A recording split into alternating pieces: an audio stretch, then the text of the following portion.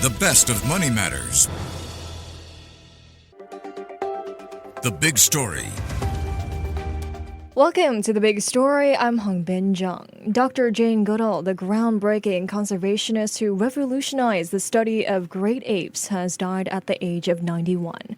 Dr Goodall turned a childhood love of animals into a life that changed the world. From the forests of Tanzania to global stages, she showed that chimpanzees have emotions and stories and that humans are part of the natural world we must protect.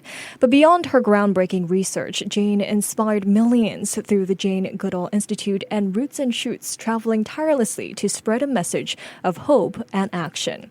Today, we reflect on her extraordinary life as she leaves a legacy of curiosity, courage, and compassion. And who better to reflect on her legacy than the man who's had numerous conversations with Dr. Goodall and who's worked very closely with her. Joining us today is a familiar face, a familiar voice, co-host of the Friday Night Live on Saturday mornings here on MoneyFM 89.3, international best-selling author, Mr. Neil Humphreys, who is also the vice president of Jane Goodall Institute Singapore. Hi, Neil. Welcome to the show. Thank you, Hongbin. Yeah, lovely words for Dr. Goodall. Very nice. Thank you. Well, Neil, you've had many conversations with her. What's your most lasting impression of her personality or approach to research and conservation?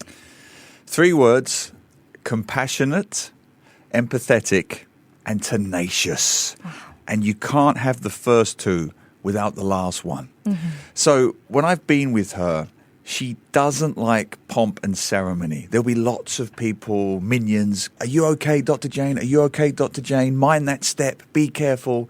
90 years old she was when I met her, and she was outrunning everybody. Oh, my goodness. She was only interested in one thing and one thing only, and that was the conservation and the protection of our planet and Mother Nature within it. And nothing was going to stop her spreading that message of hope and positivity for all of us, you, me, anyone listening to this show, to do whatever we can, big or small, to make a positive difference to our planet. She had a very simple philosophy. We call it the ape philosophy. Anything that helps animals, for ape, right? Animals, people, the environment, is going to benefit the community. So anything we do, big or small, that benefits the community, Jane Goodall will support you. Right. And who doesn't know Jane Goodall, right? I mean, if you've been to her talks, I mean, she was invited by my school when I was just a little kid, and I still remember her till this day, right? She was widely regarded as a pioneer in primatology and conservation. So what qualities made her such a transformative figure in science and environmental advocacy? She didn't know the meaning of the word no in the best possible way. Okay. She came into this field in the 1950s, 1960s, primatology, when it was not partially dominated or majority dominated, but entirely dominated by men. Yeah. There was not a single female primatologist in the world. And this little girl, Jane, she always tells the story. She grew up loving Tarzan. And who does Tarzan go out with? Jane, right? So she wanted to go into the forest, into the wild, and research animals, and she kept being told no. Yeah. This is not a job for women. Didn't stop her. She goes into the field and she conducts groundbreaking work about chimpanzees and mammals generally. She discovers that chimpanzees use tools. This is one of the greatest scientific breakthroughs of the 20th century. And the men of Cambridge University and elsewhere said, A, that's nonsense. We dictate conventional wisdom around here, and we say that can't be done. Only humans can use tools. And you're a woman, and you're an unqualified woman. What the heck do you know about what you're talking about? Right. Of course, she was right. She went to university. I think she went to Cambridge. She got a PhD, and she proved the men wrong, number one, and she proved that women can do any job. So she's not just an inspiration to female primatologists, but to any woman, yourself in the media or women listening to this. Jane Goodall broke through every single ceiling when it came to what women could do or what they were expected that they could do in the workplace. She is not only a pioneering conservationist, but she's a pioneering feminist as well. Right. I mean, she's breaking barriers everywhere, Yeah. right? Well, she also gave chimpanzees names instead of numbers and recognized their personalities, relationships, and emotions. Do you think Jane's ability to tell stories about her chimps, almost like family members, right, helped bridge that gap between academic research and everyday people? Yep, and the men said you can't do that either. They're numbers, they're digits, they're scientific experiments, like they're just little things in a petri dish. And Dr. Jane said no. And she says this was her maternal instincts. You don't know what it's like to be a mother. And she could see the way that mothers, female chimpanzees, treated their offspring. And so she started to not humanize them, but just build a connection with them by giving them names like Greybeard and David. Now children to this day remember the stories of Greybeard and David. My daughter knows them. Children know them across the world.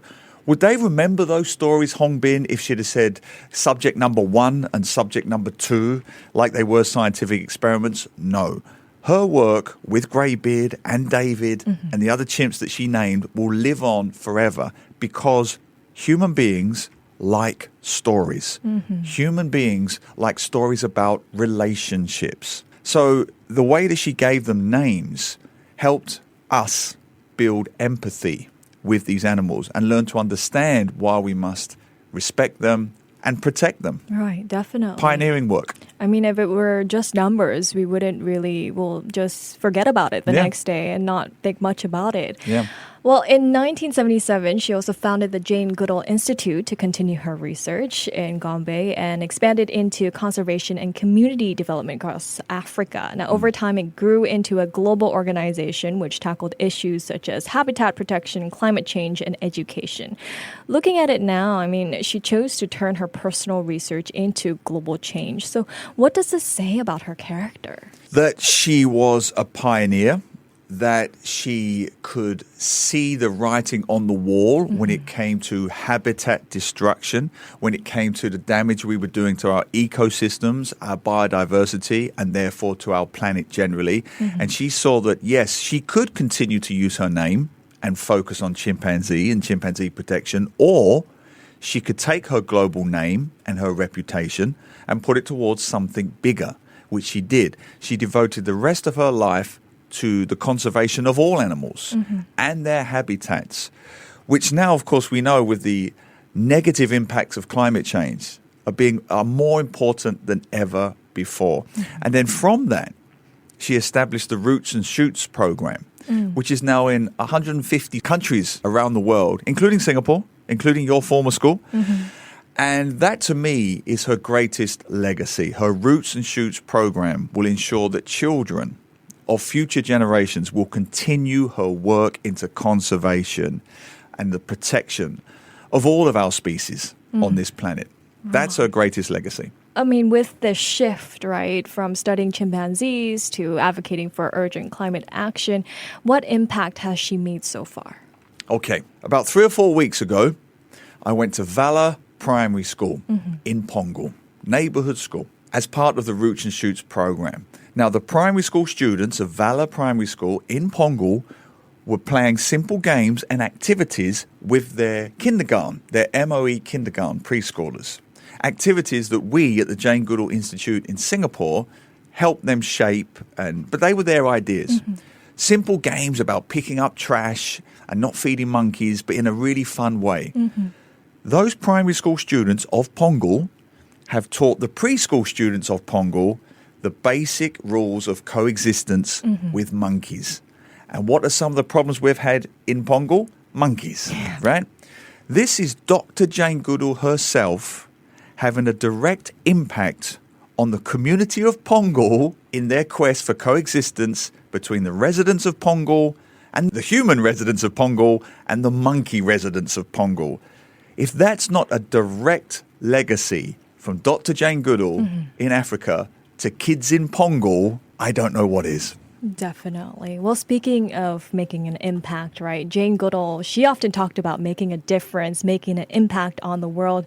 Just like this time on Earth Day, when she made a video on her TikTok page, she said this. Perhaps some of you are thinking, how does this affect me? What can I do about these things? And if that's the case, I say to you that every day you live, you make some impact on the world, and you can choose what sort of impact you make. So from your conversations with her, Neil, how did she embody that belief in her everyday life? Well, that's exactly what I've been saying. You make a positive difference. Those primary school kids of Pongal passing on their facts and figures to kindergarten kids of Pongal about monkey coexistence, that's a direct benefit to the community around you. That's what Dr. Jane Goodall was all about. Whether it was helping our smooth-coated otters or our hornbills or our forest destruction, whatever it is, whatever negatively impacts our community, yours, mine, and everybody watching and listening, if you can make a slight difference, a slight positive difference to your community, your environment, then we can have that intangible quality that was the title of her last book, Hope. Jane Goodall was all about the hope. She was 91 years old and she never gave up hope for our species, for our environment, and for our planet. And I just think that's such a positive message for all generations to take forward. Never give up hope. And how would you do that? By trying to make simple, positive differences to your community, your environment, every day. We can all do that. We can all do that. I mean, she's inspired millions to believe in that power of hope, right? So what lessons can we learn from her decision to look beyond her own interests and create something meaningful that would outlive her? I mean, what message do you think she'd want us all to remember the most? Do something. I mean, it really is as simple as that. You can sit on your couch, you can doom scroll, you can watch streaming. Yes, you can do all of those things, but just give a small percentage of your day or your week or your month, whatever you can, to do something. Whether it's go to the hawker centre and instead of eating 3 meat dishes and 2 vegetables, eat 3 vegetable dishes and 2 meat dishes. And you're already starting to improve your diet. You're making a more sustainable diet. If you see someone on a park connector feeding a monkey, just politely say, don't do that. They must find their own food. If you take a picnic to botanic gardens, clean up after yourself. Don't leave any food scraps around because other animals will take them. Make a positive difference to your community, big or small, every single day. Right. That's the greatest tribute you can make to Dr. Jane Goodall. Very inspiring. Well, looking back as well, how would you describe the lasting legacy of Jane Goodall? What legacy would she leave for the world of science and conservation, even in the years to come? I would say, and this is particularly relevant to Singapore, I think, and Singaporeans, make your own path. Don't follow the path that's been prescribed to you by your parents or your peers or your culture or your school. Dr. Jane went her own way.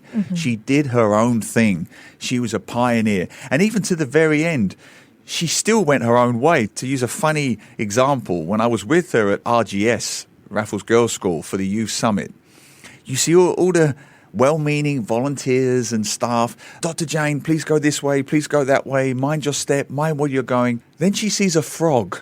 She sees a frog on the grass, a little baby frog, and she says, I need to find it water. And they're saying, no, but it's muddy terrain and you've got your best clothes on. She didn't care about that.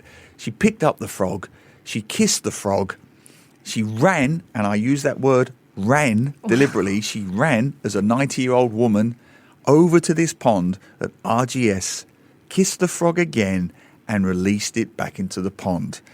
She went her own way. She lived her life on her terms. That's a great message for everybody, but I would say particularly for young women, girls listening to this. Go your own way. Do what you want to do, not what society or culture or gender or anything else wants you to do. Live your life on your terms. That's exactly what Dr. Jane Goodall did. And she never took no for an answer. Never took no for an answer and kissed every frog she found. Yes. A real life princess, I must say. Well, Neil, before we let you go, you're also the vice president of the Jane Goodall Institute Singapore. How will you and your team continue her legacy? Okay, well, in the short term, we're working on this right now. We are setting up an online condolence book. We welcome anyone to go online and sign and pay tribute. You can just go to the Jane Goodall Institute in Singapore. It's on Facebook. And please do leave your comments there. We would really appreciate that. Longer term, yes, we are going to plan some sort of memorial for her. We're finalizing the details on that.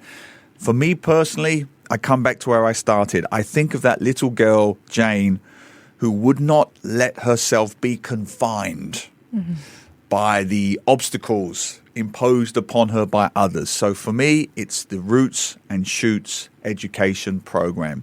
Getting that into as many Singaporean schools as possible, local schools, neighborhood schools, heartland schools, and helping them to directly improve and benefit their community, I think will be the greatest tribute to Dr. Jane. Amazing. Well, thank you so much, Neil, for coming on the show and sharing more about Jane. That's my pleasure. Thank you. That was co-host of Friday Night Live and Saturday mornings here on MoneyFM 89.3, international best-selling author Neil Humphreys, who is also the vice president of Jane Goodall Institute Singapore. This has been The Big Story with me, Hongbin Jeong. MoneyFM 89.3